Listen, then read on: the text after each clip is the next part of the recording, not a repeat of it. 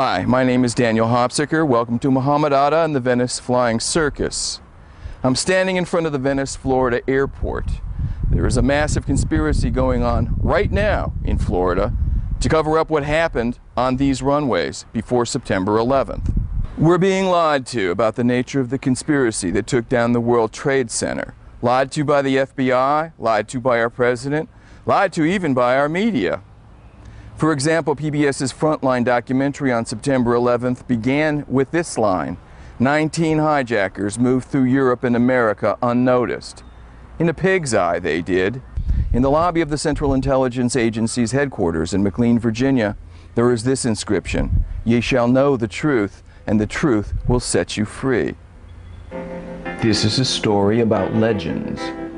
Your legend is your cover story in intelligence parlance, the lie that holds together long enough to let you slip away. The legends of Rudy Deckers as flight school owner and Muhammad Atta as fanatic Islamic fundamentalist have been fraying at the edges since the collapse of the World Trade Center. But what you'll see tonight will leave you asking the same question we are. Who are these guys? Tonight you'll hear the voices of some important eyewitnesses to the September 11th attack. Eyewitnesses not to the World Trade Center disaster, but to the prelude to the tragedy, to the conspiracy in progress in Florida, which 2 years ago resulted in a massive influx of Arab pilot trainees. Many times I went to lunch with these folks, and some of them could hardly speak English. Some of them are from Liberia or Libya, and I guess various countries in the Middle East. But you've been a pilot in this area for 15 years. Yeah. Has that always been the case? No, that's this a recent influx of these type of trainees. You'll also discover that Atta and his buddies acted a lot like characters right out of Miami Vice. They were loud, you know, making comments at the hand on the table, this kind of thing. We're talking $200,000. We have to answer to the family. I thought it was mafia. And you'll learn that the man largely responsible for this massive influx, flight school owner Rudy Deckers, is not who he pretends to be. And what I heard was just that he had a backer in Naples that was backing him financially. That the money that he had, that he, in a sense, flaunted, was not even his money. He was just the front man for the man that had the money. To learn the truth, you have to journey to an unlikely and until recently little-known center of intrigue, a freebooting port of call for an international cast of Learjet-setting rogues, spies, villains, and terrorists. Set beside a community of golf-playing retirees looking to get in on the early bird special. Welcome to Venice, Florida, a tiny retirement community on Florida's Gulf Coast. Like most towns, Venice has a few things to boast about. It bills itself as the shark tooth capital of the world, for example. And it has the second oldest population per capita in the entire United States. But it's really just a pleasantly ordinary little place. Except that Arab terrorists by the dozens came here to learn to fly. Muhammad Atta piloted the plane that hit the first tower.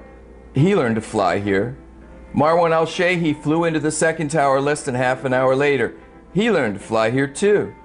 So did Siad al-Jarrah at the controls of the plane that crashed in Pennsylvania.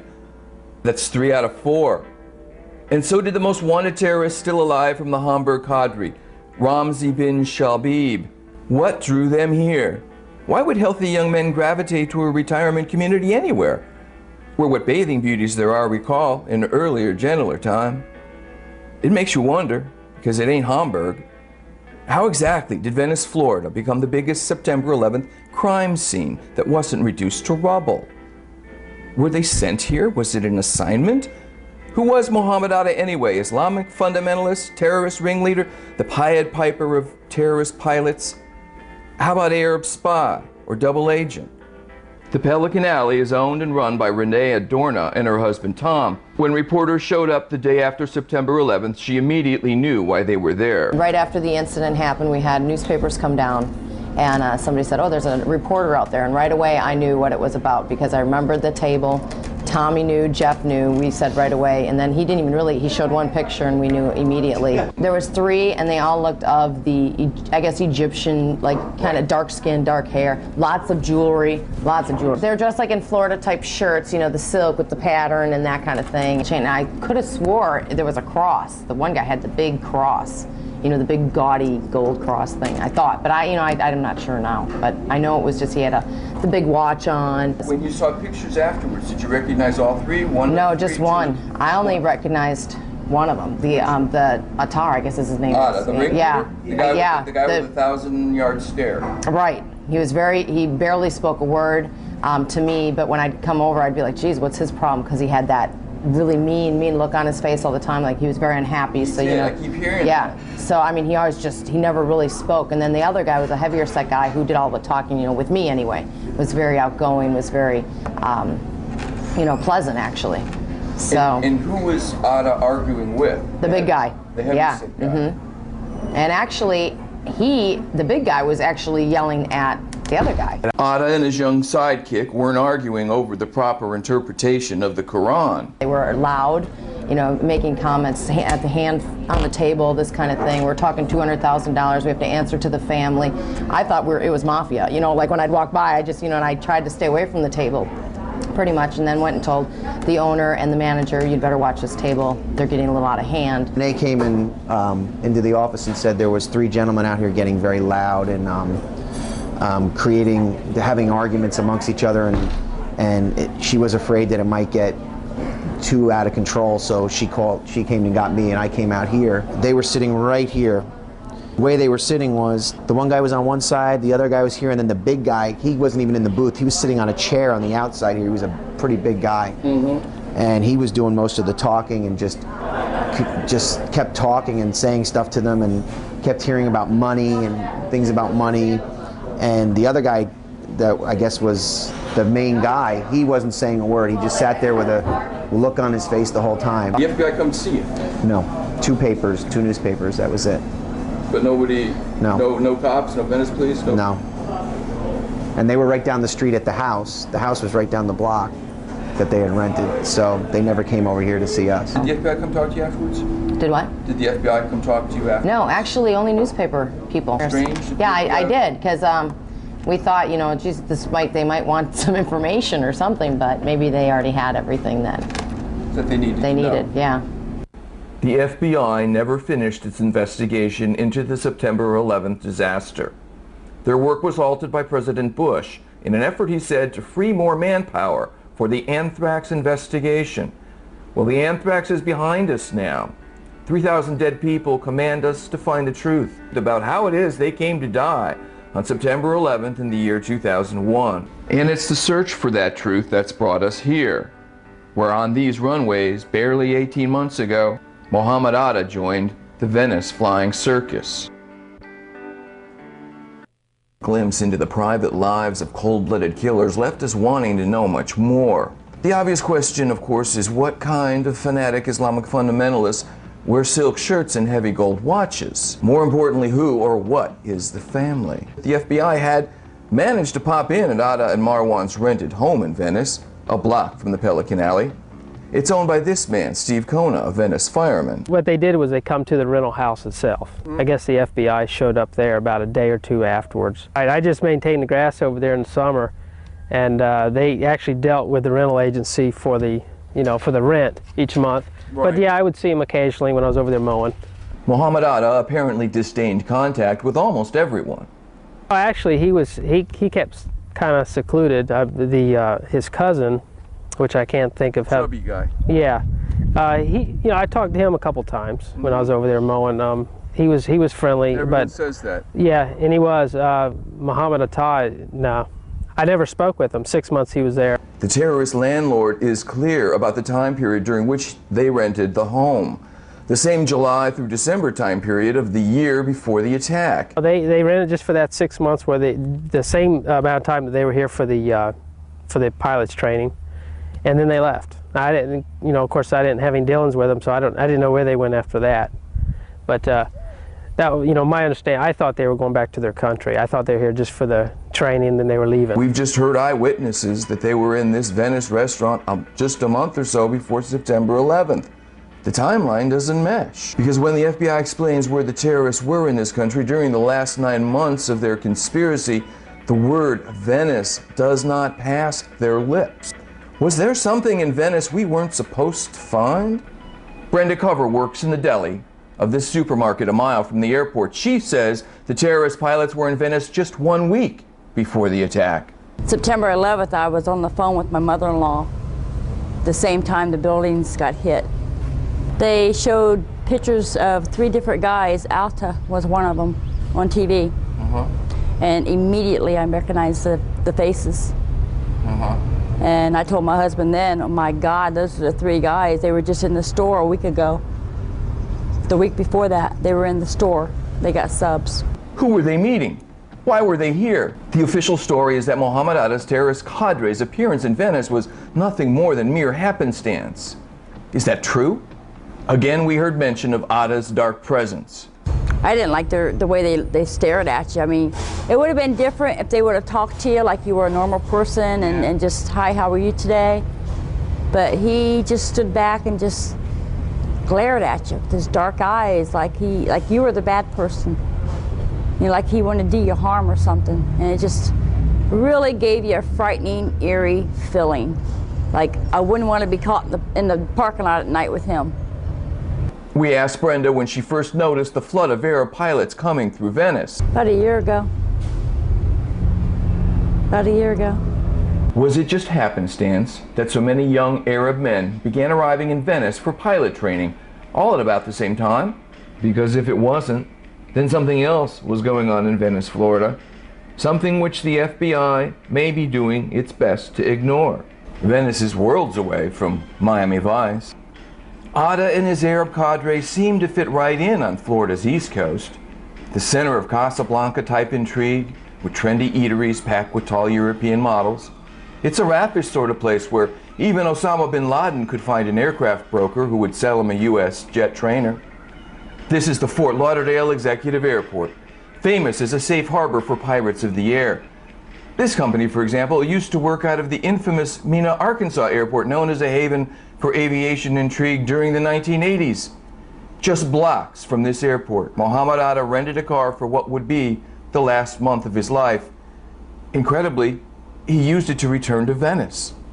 As we've seen in the FBI's official chronology, the word Venice does not appear in the story of Mohammed Atta's final days. But in the rental cars that Mohammed Atta and Marwan rented right behind me here, they went to Venice twice. He rented 2 cars over 3 different contracts, a total of about 5 weeks.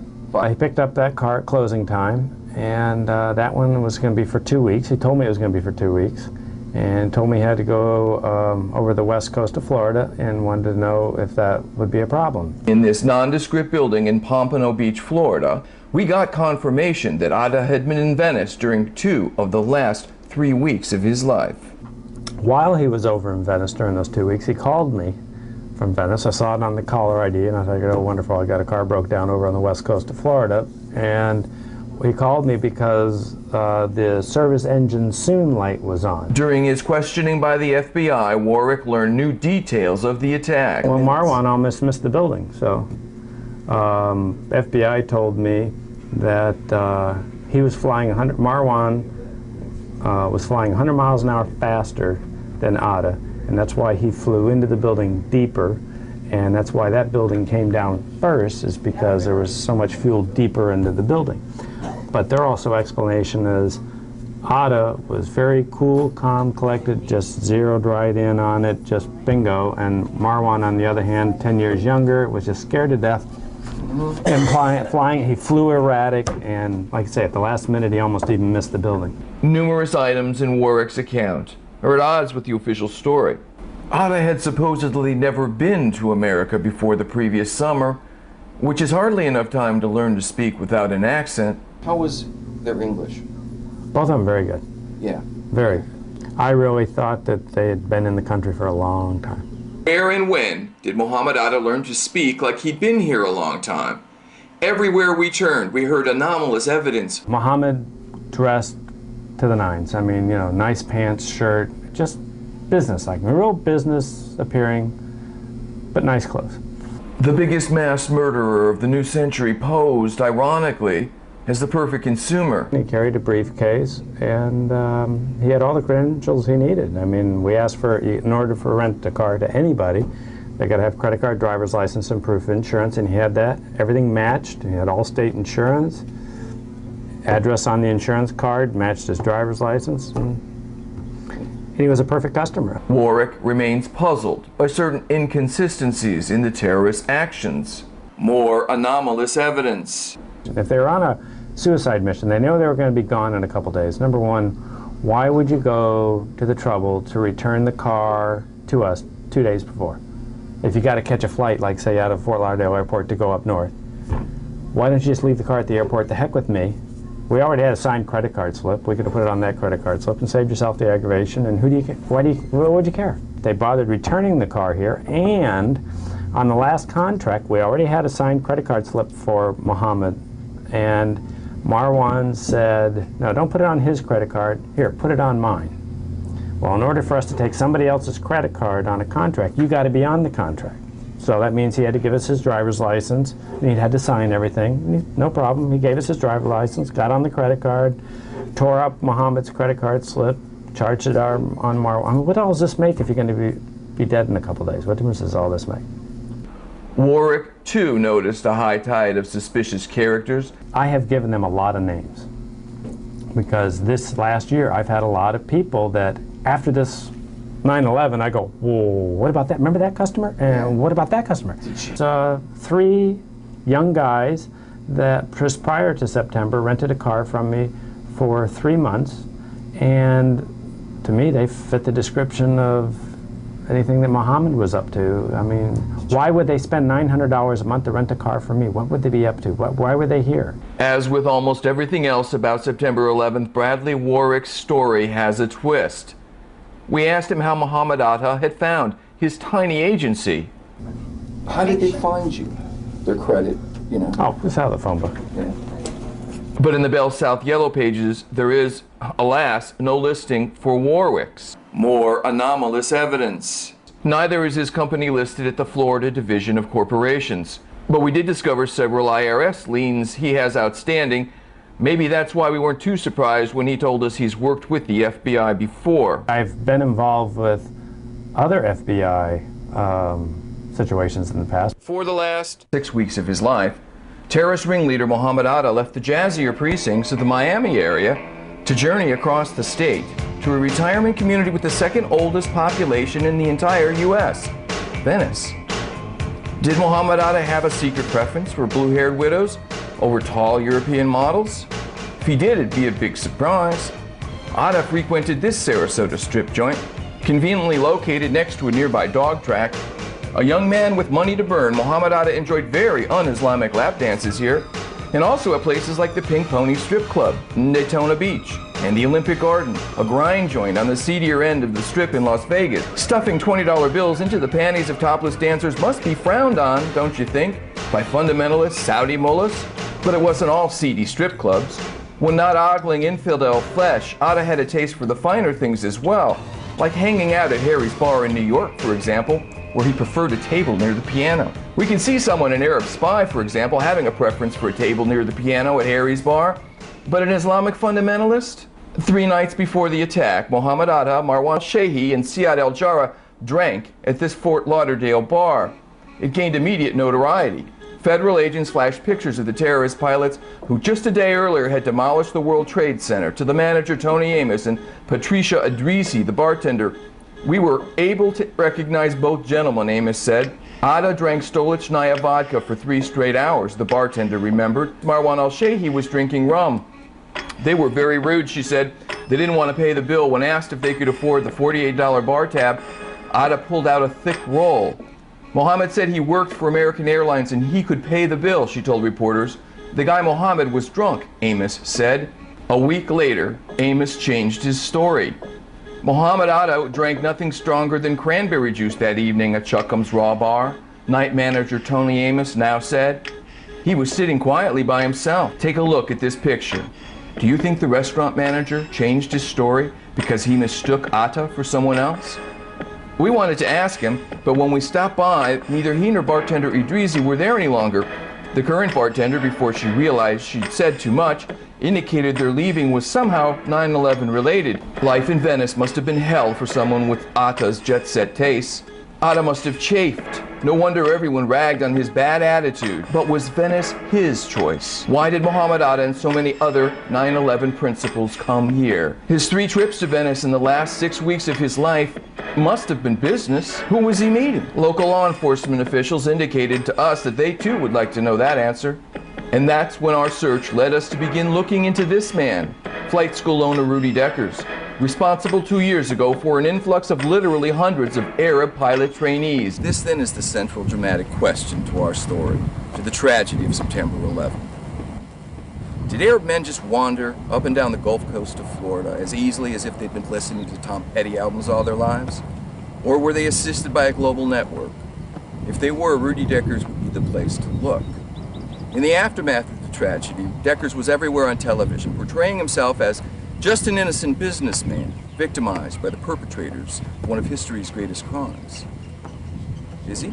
The first thing we heard about Rudy Deckers came from a female researcher who called to tell us he sounded phony to her in his television appearances, that there was something odd about him. Was it female intuition? He sounded sincere enough to us. This morning at 7 o'clock I heard what happened, and the first thing I questioned myself was if I would have known. I would kill him by my own bare hands. If I have a Muslim coming in right now, I think that I'm going to be a human being and tell him, get the hell out of my property here. The day that all this occurred, we felt very, very sad, like all the other Americans. Deckers isn't American, he's Dutch. And his response to pass the buck on to unnamed underlings sounds a little rehearsed. How was it that you first came in contact with these men? I have heard yesterday from my own police, because I don't have contact with every student that walks in, that these 2 individuals came in July in 2000, checked our facility, said that they were flying in another facility in Tampa. They were not happy at that facility. They came back after a couple of days and decided that they wanted to fly with us. That seems a simple, straightforward chronology. But compare it with the words of the chief flight instructor at Jones Aviation in nearby Sarasota, Florida, who tells another story altogether. It was on or about June of, would have been 2000. They came up from Huffman Aviation. It's not our policy normally to enroll students from other schools. It has to pretty much be an exception. And in their case, I did make an exception for the reasons they gave me. Deckers said terrorist ringleader Atta was already an experienced pilot when he arrived at Huffman Aviation. So were they learning to fly from square one, essentially? No, Mr. Atta had a private pilot license already, and I see he, if I pronounce right, he had only a few hours. They did a private pilot license with us, single-engine commercial and multi-engine commercial. But we soon heard this statement totally contradicted. More anomalous evidence. Atta was already a pilot. He already had a private pilot's license. Isn't that right? Not when he came here.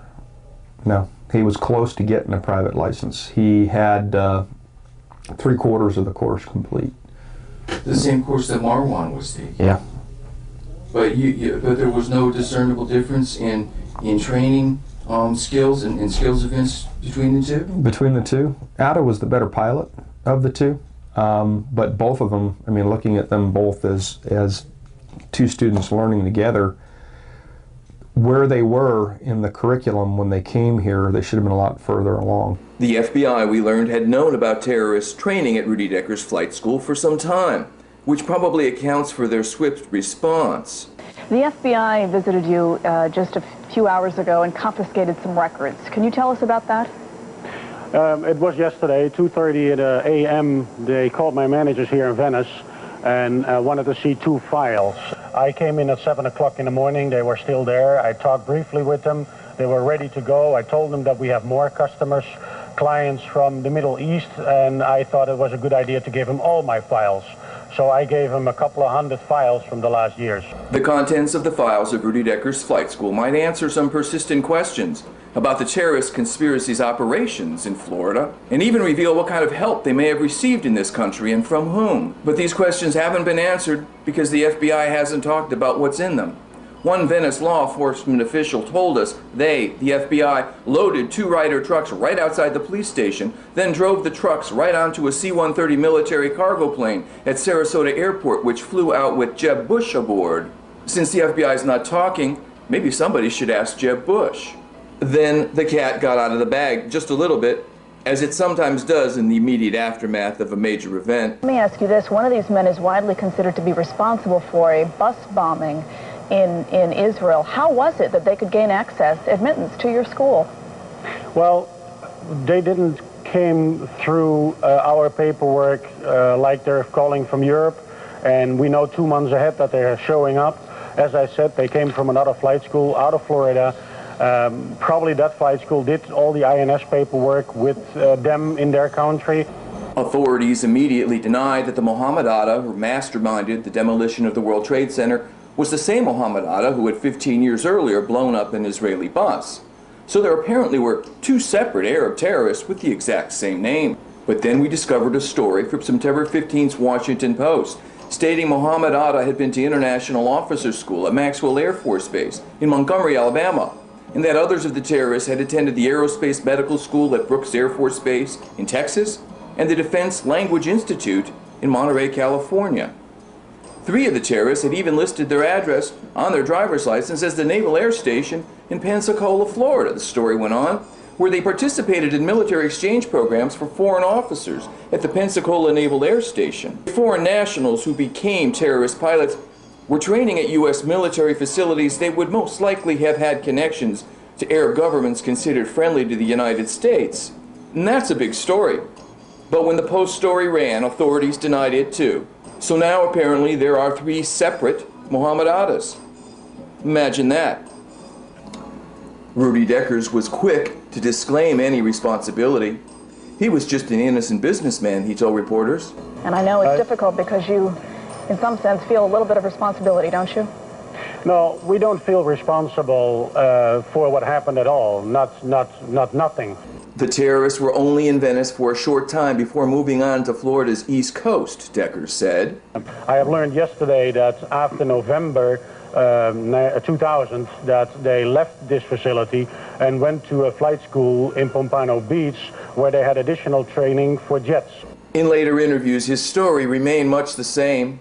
Atta and Al-Shihi walked into the front door, and we have no obligation whatsoever to do any background checks or passports or ID. So who was to blame for the terrorist presence in our midst? Exactly 6 months later, Rudy Deckers, oddly enough, helped provide the answer. Exactly 6 months after the September 11th terrorist attacks, the man who trained 2 of the terrorists to fly got some unexpected paperwork in the mail. Yesterday, Rudy Decker of Huffman Aviation in Venice received the visa application approvals for hijackers Mohammed Atta and Marwan Al-Shehi.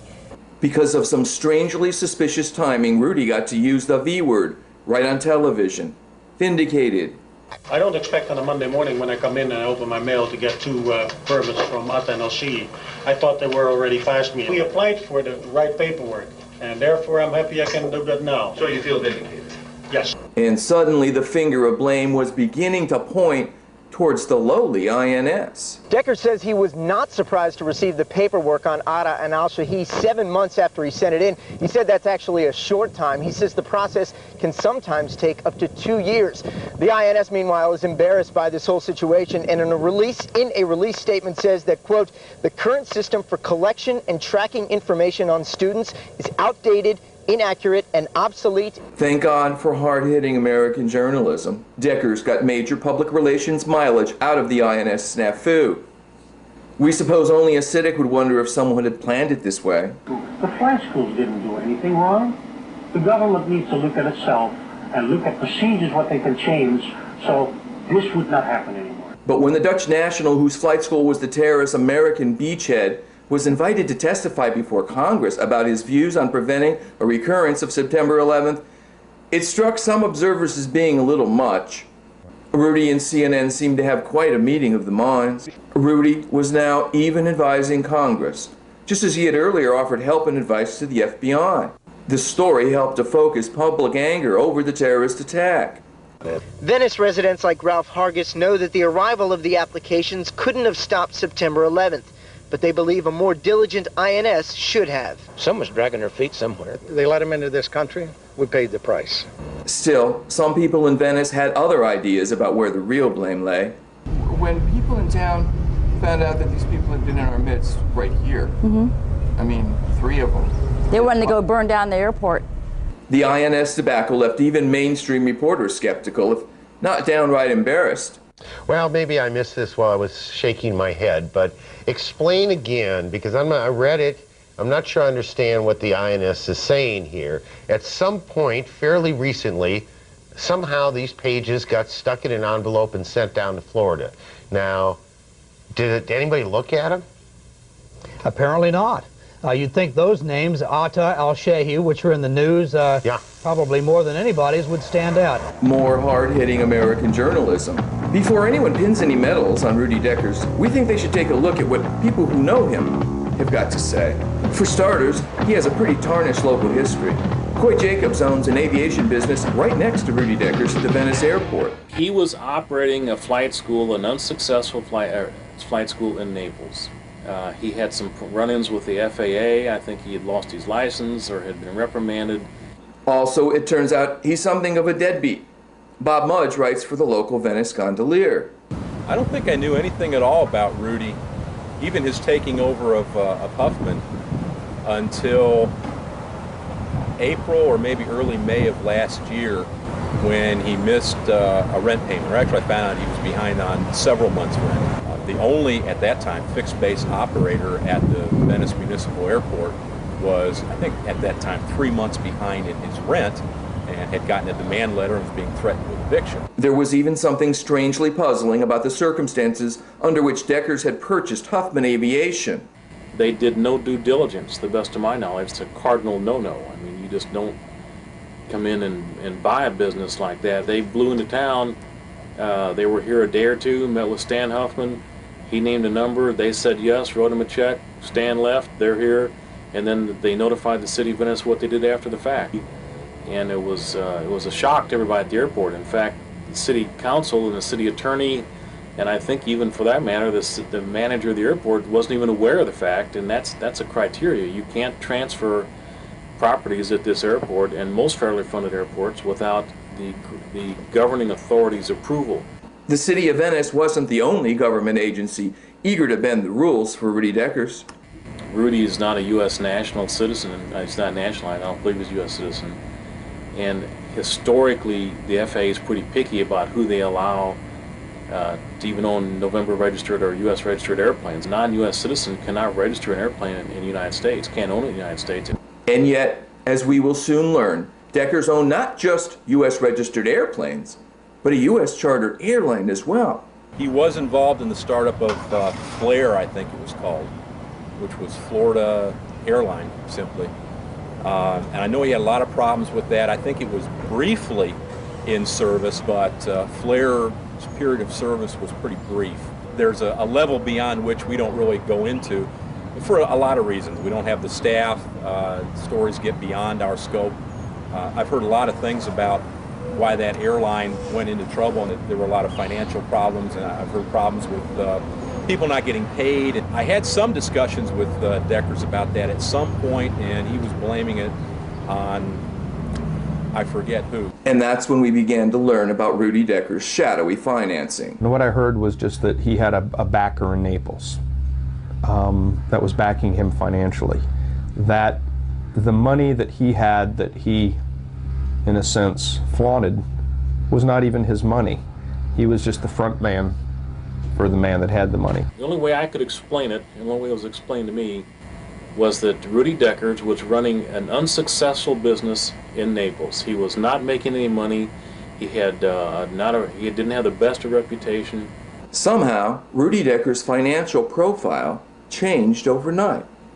Just about a year earlier, he asked me for a ride from Venice to Naples, which is an airplane ride, which is maybe a 20-minute ride, and didn't have the money to buy gas.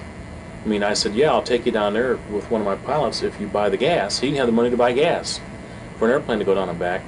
And then he shows up a year later and plops $1.7 million or $1.8 million or $2 million on the table as if it was paper money. Tom Hammersley was the chief flight instructor at Florida Flight Training, the other Dutch-owned flight school at the Venice airport. They trained the terrorist pilot at the controls of the plane which crashed in western Pennsylvania. I know that he wanted to buy out everybody on the block, so to speak, and have a monopoly on the airport. That was one of his goals.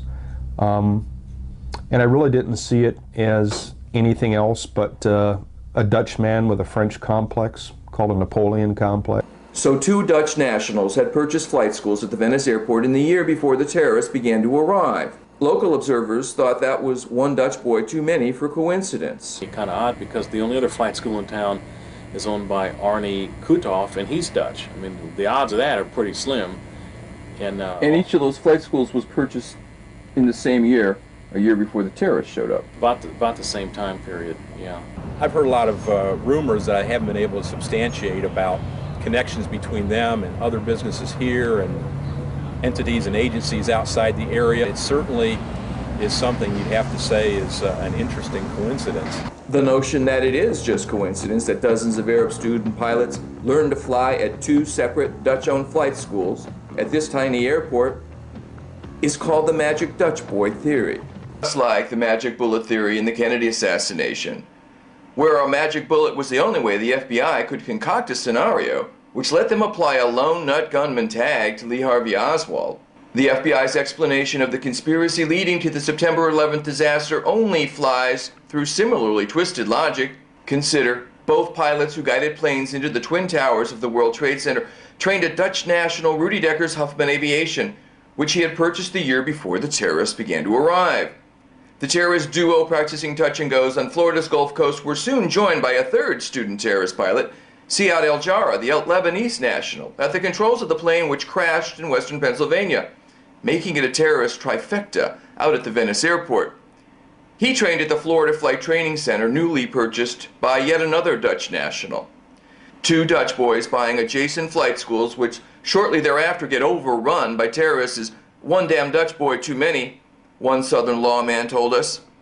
It's untidy. Making this even more suspicious is the fact that both Deckers and Krudoff insist they only met in Venice.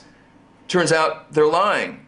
I was also the chief flight instructor down at Florida Flight Training Center, which is on the Venice airport. It's at the opposite end. And I knew Rudy Deckers. My former employer, Arne Krutoff and Rudy Deckers, are both Dutch. They go back a long time. We wanted to ask Arnie Krutoff about this, but when he visited his flight school, he tried to threaten us. It didn't work. You're lucky to sit where you're sitting, because right now if you sat in Rudy's office, you wouldn't be. One common link between the 2 men is a German national named Pascal Schreier, who recruited students for both men in, are you ready for this? Hamburg, Germany. I know Pascal Schreier. I mean, I worked with him as part of Florida Flight Training Center. He's a German boy and did a lot of recruiting students over in Europe, sending them over to Arne. The 2 Venice Dutch boys run supposedly competing flight schools, but strangely, Pascal Schreier has been in business with both of them. According to the French newspaper Le Monde, Swiss police questioned Osama bin Laden's older brother, Yeslam, a key figure in the family's business empire, because one of his companies, Avcon Air Charter, just happened, as they say, to have offered flight training to clients at the Venice flight schools attended by some of the hijackers. I asked them specifically what their goals were, and they said they wanted to learn to fly so that they could go fly for Saudia. For people coming from that part of the country, Saudia would be the premier airline of the Middle East. Why haven't we read about this in America's so-called free press? Why are we still accepting at face value the word of a man of such clearly dubious character? Deckers, for example, was recently forced to settle a lawsuit for sexual harassment filed by an 18-year-old girl. A former employee, it turns out she was also the Huffman employee who filed the terrorist error-filled INS paperwork. Remember, to get the visas that came back 6 months to the day after the attack? Perhaps she can be forgiven her mistakes, given that she was at that same time being distracted by the pawings of a middle-aged Dutch creep. You're aware of the numerous allegations of sexual harassment, for example. Yeah, I hear that. I mean, that's rumors around the airport. Airport's smaller community. It's like a small microcosm of society. Most airports are. And yeah, people, women leave, and down there, I've heard that there's been problems down there. So a man who gets his kicks by sticking broom handles up the backs of the dresses of 18-year-old girls who work for him was invited to testify before the Congress of the United States of America on preventing future terrorist attacks. Apparently no one thought to question him about what role he may have played or how he may have facilitated the events of September 11th. Why not? As we've just seen, it's not because he has such a sterling character. What then? Why is Rudy Deckers being protected? And by whom? To understand what follows, it helps to recall first just a little U.S. history. Back in the bad old days of the Cold War, the largest airline in the entire world belonged to just one client, the CIA. The agency operated its airline under literally hundreds of names, constantly shuffled. When CIA Director Helms ordered an inventory of the planes one time, he was told no accounting could ever be anything like totally accurate because of the complexity of the scheme. But in the public revulsion over the excesses of the CIA after Watergate, the agency was forced to divest itself of its air carriers. Supposedly. But something like it still goes on today. Take a look at Florida Air. At the same time that Rudy Deckers was getting humiliating coverage as a deadbeat in the local newspaper, he was also launching a commuter airline. There aren't many people behind on their rent who have the luxury to think about new airlines now, are there? Deckers had a partner in Washington State. His name was Richard Bulkey. He owned Harbor Air, called the Navy's airline because it serviced the big Whidbey Naval Air Station in Oak Harbor, Washington. Deckers entered a venture with a partner who was also at the same time participating in the massive mob-led looting of pension funds in Portland, Oregon. Altogether, over $350 million was missing. And they not only got away with it, but they even pretty much kept it out of the papers, except the local press, which just claimed to be sort of puzzled by it all. Deckers' partner Richard Bulkey was pretty fortunate too. He gave him $26 million to build this high-rise condominium project that only cost $12 million. Where do you go to apply for that kind of work? Portland reporter Eric Mason was intrigued by the Bulkey-Deckers connection too. When he went to interview Bulkey, Bulkey told him he was someone else. It's interesting, the first, conversation that I had with him, he denied being Richard Bulkey. I recognized him from the description I had gotten. I said, Mr. Bulkey, can I get an interview with you? And he said, Mr. Bulkey isn't here. And then when I saw him again, I said, Mr. Bulkey, I think you really need to speak to me. I've got some important questions for you. He finally said, okay, come on upstairs. Mason was interested in Bulkey for pretty much the same reasons we were. The financing that had gone between Mr. Bulkey and Florida Air, which was a sister operation to the flight training center which trained Mohammed Atta. Remember what we said at the start of the show? That this was a story about legends? That your legend is your cover story, the lie that holds together long enough to let you slip away. Well, oddly enough, Richard Bulkey's condo project in Portland, Oregon, it's called Legends. Rudy Deckers might be involved in a lot of aviation-related businesses that don't make any business sense. But so is his partner, Richard Bulkey. Richard Bulkey's former employees always wondered what the aviation business was really doing.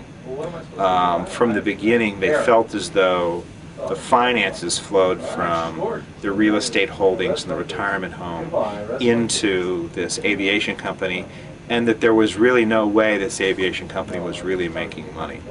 So the question about what this aviation company was really all about, that still remains to be seen.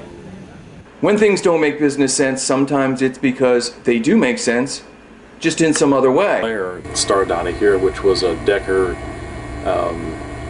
Hilliard thing, which again just never made sense. That airline startup thing was the chances of that working were, and we joked about it.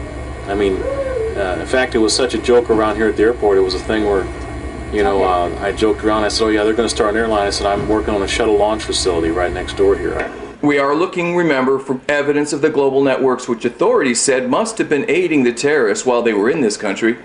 He had received financing from Capital Consultants. And Capital Consultants, the folks that are the head of the financial officers of Capital Consultants, have now been indicted on a number of charges, including fraud.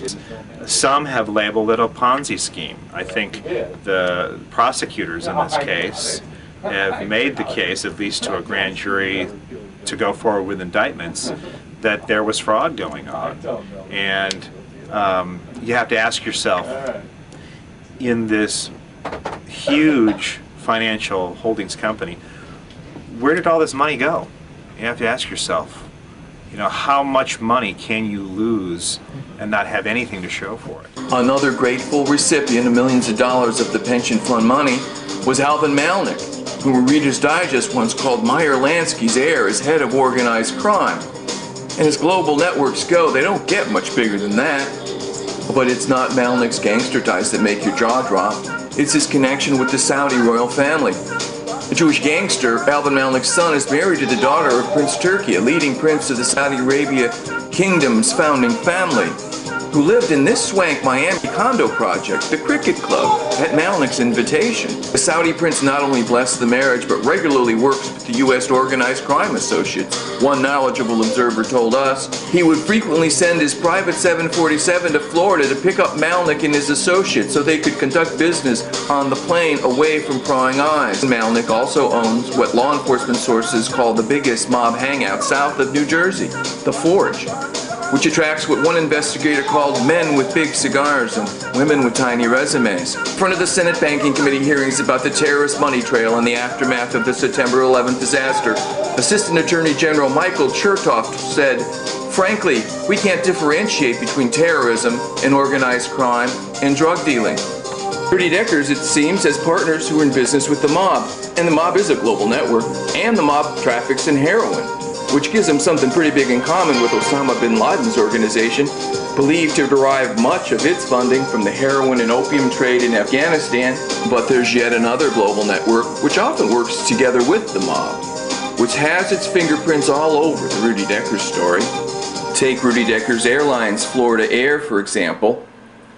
Just like the CIA's airline back in the 60s and 70s operated under hundreds of names, Deckers Airline does too. Florida Air really isn't Florida Air, for example. It's Sunrise Airlines of Las Vegas, doing business as Florida Air. But then Sunrise Airlines of Las Vegas isn't really Sunrise Airlines either. It's Express Air of Phoenix, doing business as Sunrise Airlines. Somebody real high in the U.S. government must have loved these guys, because they were getting more than $3 million a year from the U.S. government itself in something called the Essential Air Service Program in the Department of Transportation to run flights in rural Arizona. But it gets better. The plane they flew the service in was donated to them for just $1 a year by the city of Show Low, Arizona, which obligingly purchased it for them after the city fathers approved a $2 million bond issue. But it gets better yet. After being the recipient of all that government money, Rudy Deckers' company didn't even operate the flights. It went bankrupt instead. Deadbeat Rudy Deckers was starting an airline. And how's this for an ironic twist? Who should line up to provide him with his very first celebrity endorsement? But Florida Secretary of State Katherine Harris. We all remember her. At this point, we wondered, is it just us? Did anyone else see what we were seeing? Well, yes, there is a lot of uneasiness about Rudy Deckers in Venice, Florida, especially among people who know him. I think in a lot of ways he's very ambitious. To what extent he would go to succeed, I don't know his character well enough to comment on it. It's common knowledge around the airport that in fact, the phrase you hear a lot of times is you can't believe what he says. I mean, he doesn't have a lot of credibility. I've certainly had a number of occasions when Mr. Decker has told me something that turned out not to be true. They did have somebody in foreign agent in Hamburg. It was common knowledge that they went after the markets, and they went after, they had foreign agents. They called them agents. I mean, after the fact, of course, it looks extremely suspicious. I mean, what are the chances that all the people, or the huge bulk of the terrorists would train in 1 or 2 flight schools in one town? Exactly. What are the chances? This is a question which the FBI seems desperate to avoid. Take a look at this wanted poster they put out. 2 weeks after the attack, they'd confiscated everything in sight at both Venice Dutch boys' flight schools. So why is the word Venice so conspicuous by its absence in their report? What are they covering up? From his vantage point as the owner of the aviation facility right next door, Coy Jacobs says suspicions about Rudy Deckers have been widespread around the Venice airport since he moved in the year before Mohammed Atta came to town. Since September 11th, the suspicion has only grown more intense. When people operate suspiciously at airports around here, people start acting suspicious. I mean, law enforcement hovers around most airports in the southeast United States to some extent. They hover around airports around here, obviously, and they were told to stay away from that operation. Who was told? The Sarasota County drug interdiction people were told that they had a green light to operate and that they were to stay away from that. They were some type of alluded to the fact that they may have some type of government protection. Government protection of Rudy Deckers? That would explain the softball coverage by CNN. The question was, which part of the government? It's a published known fact that some people fairly high up in the CIA have started developments around here. I think by developments I'm talking investments after they retired. I would say that it's not the Bush's vacation here. Rudy Deckers doesn't impress locals as any sort of budding James Bond, but the money man behind Rudy, he's another story. It seemed like he wasn't maybe quite as astute as I would have thought somebody in the intelligence community would be. I mean, you think of these guys looking like James Bond or, wearing flower shirts and carrying Walther PPKSs. Wally certainly could be. I mean, Wally was unassuming, nice guy, had a cell phone, rang all the time, had an affinity for Learjets. Do CIA agents have an affinity for Learjets? Was there evidence of a large covert presence in Venice, Florida? Rudy Deckers' business partner in Washington State provided the critical clue. Richard Bulkey started in the business of creating freestanding retirement homes. And he, at one point, had the largest company, the largest holding of these freestanding retirement homes in the country. One of the retirement homes that belongs to the company that Richard Bulkey once held was just a stone's throw from the airport where Mohammed Atta was trained. And you have to ask yourself, there's a lot of coincidences here. Are they just coincidences, or is there something more to it? In an ironic twist worthy of the spy fiction of Jean le Carré, it turns out that its elderly population, the very thing that made Venice seem an unlikely terrorist destination resort, was what drew Atta and his cadre here in the first place. American intelligence has had a significant presence here for a long time in, of all things, the nursing care industry. This stately colonial building, just a block from the Venice airport, was built to house the national headquarters of a huge nursing care company, started by a man whose name is synonymous with American covert operations during the past several decades, Jackson Stevens. Jackson Stevens' name surfaced in the BCCI scandal, in the Mina drug scandal, in the Promise software scandal, in the Vince Foster scandal.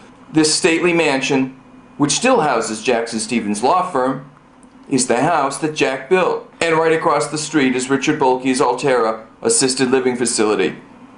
And just around the corner, Huffman Aviation. Our biggest discovery was that the parcels of land surrounding the Venice airport tell their own story of covert associations. It's the story of America's secret history. Here, Jackson Stevens' law firm, Boone, Boone & Boone, it still exerts control over the civic destiny of this tiny town. And the founder of the firm was former Florida Governor Lawton Child's college roommate, a detail whose importance will shortly become clear when we look just down the street, where right beside the Venice airport sits the long-time winter home of Ringling Brothers Barnum and Bailey Circus.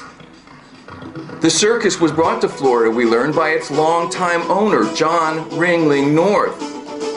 John Ringling North, back in World War II, was an agent of the precursor of the CIA, the OSS. And not just any agent either. He's credited with securing the release from Italian prisons of key mafia figures who repaid his kindness by assisting in the Allied invasion of Italy in 1944, more than 50 years later. Sitting right beside the Ringling Circus grounds, right next door to Jackson Stevens' law firm, and right beside the Venice airport, is a parcel of land housing the Italian-American Social Club. They couldn't put this in a movie. No one would believe it. Friday night is pasta night, we're told. We wonder what they do there other nights. As it happens, a traveling circus, which was often touring behind the Iron Curtain during the Cold War, provided excellent cover for intelligence activity. Ringling's winter home beside the Venice airport also housed the famous Clown College, where for many years the CIA sent recruits as part of their training. Why does a CIA agent go to Clown College? The answer's simple: to learn sleight of hand. And now we've come almost full circle. Because remember Stevens' law firm's founder's college roommate, Democrat Lawton Chiles? Well, oddly enough, it was he who gave Rudy Decker's only celebrity endorser, Republican Katherine Harris, her start in politics when he named her to the board of the Ringling Circus Foundation in nearby Sarasota. They couldn't put this in a movie. No one would believe it. It turns out that Venice, including neighboring Charlotte County, have been hotbeds of covert intrigue for as long as anyone can recall. At least 23 helicopters have been made to disappear from the Charlotte County Sheriff's Department for reasons unknown and sent to exotic and faraway destinations, like Chile. Charlotte County always had kind of a shadow. There's a fellow that rebuilds helicopters, and he's always been in quasi-problems with the FAA with these helicopter parts. Jamie Hill. Yeah. Who the sheriff, the Charlotte County Sheriff, is investigating for as being involved in the disappearance of 23 of Charlotte County Sheriff's helicopters. Lose 23 helicopters. Well, you wouldn't think Charlotte County would need 23. No, that's, of course not. Why is this of any interest to us in our story? Because despite what we've been told by the FBI, Charlotte County was the first home in this country of Muhammad Atta. These emails are from Muhammad Atta, discovered by Charlotte County law enforcement, and shown here for the first time. They reveal that Atta was sending email correspondence to people who appear to have been working for U.S. defense contractors, like Virtual Prototype, whose website says the firm helped prototype avionics for the F-15 jet fighter, the F-22 Raptor, the B-2 bomber, and the Apache Longbow. We discovered that Rudy Deckers provides regular maintenance to an airline based at Charlotte County Airport, Carib Air, owned by Dietrich Reinhardt, a notorious Iran-Contra operative. Reinhardt also has the distinction of being business partners with the man suspected of making all those helicopters disappear. Deckers does work for a notorious CIA proprietary air carrier with a particularly blemished past, including blemishes like having its aircraft seized at the infamous Mena, Arkansas airport, and being accused by government prosecutors of having used its planes to ship drugs worth billions of dollars into this country. Finally, yet another Iran-Contra operative, Frank Moss, is a conspicuous presence here too. He owns this vintage DC-3. It's painted to look like an airborne ark, which has been sitting at the airport since its seizure 2 years ago. As it happens, our old friend Barry Seal's pals have their fingerprints all over operations in and around Venice, Florida. We knew that Rudy had a lot of money behind him. We knew he had a lot of money backing him. I think common sense should prevail. And I think if you're a thinking person and you have common sense, I think that you examine the person making a statement and see if there's any reason for any falsehoods to erupt. And I think that it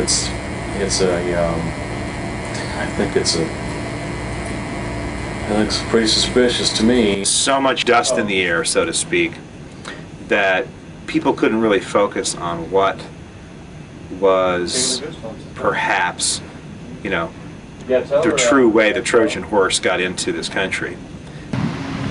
In a world where the truth was something more than an inconvenient annoyance, there might be signs at the edge of this town reading "Welcome to Venice, home of the Trojan horse." We don't live in that kind of world. Maybe we never will. We've just presented an hour's worth of anomalous evidence pointing to the existence of a conspiracy to keep the American people in the dark about the true nature of the tragedy that darkened all our doorsteps last September, we could easily show you several hours worth of anomalous evidence more. But this is the point of the show where we let down our journalistic guard, where I tell you what I think. I think that there's only one thing worse than having to watch human beings jump out of 100-story windows in 2s and 3s holding hands. And that's having to watch it and then having your government lie to you about who did it and why. I think that the brutal reality of American life as we enter the 21st century is the same as that which faced the citizens of Rome almost 2,000 years ago, when they looked on with despair at the swaggering and corrupt Praetorian Guard that had made a mockery of their once proud republic, and asked out loud the question that echoes down to us across the centuries: who will guard the guards?